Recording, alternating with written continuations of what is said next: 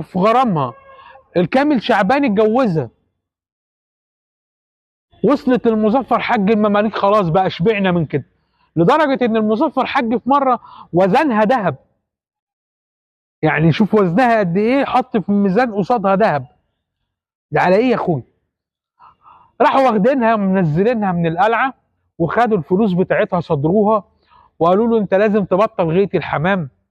فطلع فوق الغيه وهو بيذبح الحمام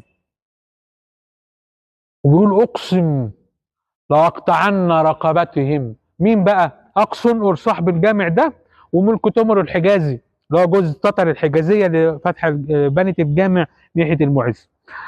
لأذبحنهم كما أذبح حمامي هذا. بمنتهى الغل، لأن هواية هو بيحبها جدا. في يوم كان عن